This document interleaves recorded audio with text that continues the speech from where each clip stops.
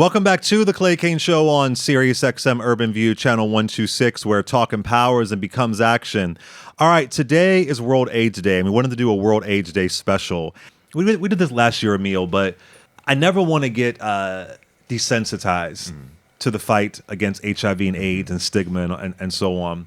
What does this day mean to you, Emil? Let's start there. What does World AIDS Day mean to you?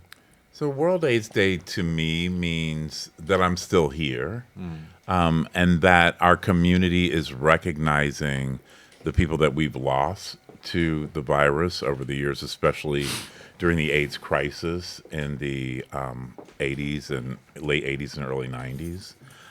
But it is a day for us to remember, particularly as Black queer men, that our communities, and not just Black queer men, but Black women, Black trans folks, are still being infected in greater rates than the major communities.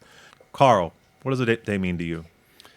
I think for me, World AIDS Day is a day where we center truth, community, and collective action. You know, it's an opportunity to really take a step back and say, we're not in this alone. What happens globally is happening in the U.S., and we have to work together to fight and end this epidemic.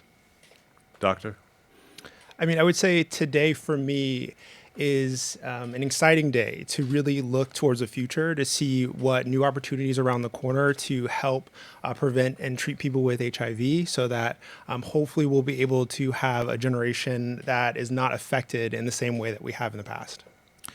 Emil, as Native Son continues to grow, how can storytelling around HIV and Black queer identity really drive for tangible change and access, opportunity, and systemic equity? Well, I think if from a community perspective, I think having the conversations, storytelling, having people tell their truth. Carl, you know, we're in such a fucked up time politically. You know what I mean? Our healthcare is under attack. I have friends who live especially in red states where they're worried about getting access to their medication. Some scary stuff going on right now. What do you say to people out there? You know, it's not the Reagan years, obviously, but what do you say to folks out there who are just politically scared for their health care, especially for folks who are living with HIV and AIDS, and they may not be in New York or they may not be in a Jersey? I think I would say that you have power. If you look back to the early days of the HIV epidemic, it wasn't named. It took years to hear AIDS said by the President of the United States. 87. Yeah. Ronald Reagan. We were silenced, but we're not going to be silenced anymore, right? We have fought and clung together and told our stories, and that helped build power. We have power, and it's not going anywhere. So I think no matter where you are, red or blue state, we need to educate each other. We need to be in conversation. We need to plan. While we're in tough political times, this too shall pass.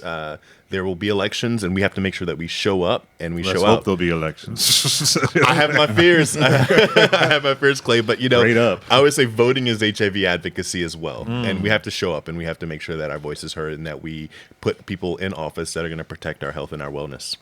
Dr. Sandling, so what changes have you seen in treatment, care, and patient experience over your years? How have you seen things evolve for the better and things that we could change?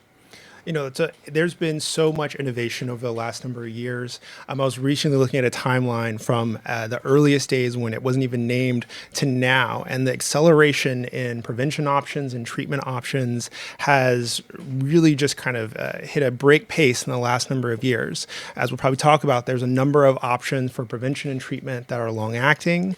But just to harken back to your previous comment, I think the biggest scam that's been out there is convincing people that their votes don't matter and that they can't actually affect policy. A number of the policies that really will affect your listeners are happening at the local level and at the state level. And so we are very thankful. I'm very thankful to be working in New York, which has some of the most progressive policies, which means that patients who come into my office, no matter what their insurance is, if they're on Medicaid, if they're uninsured, they have access to high quality health care, not only for HIV HIV prevention and treatment. And that's something you can have wherever you are in the United States if you push your representatives to really fight for you.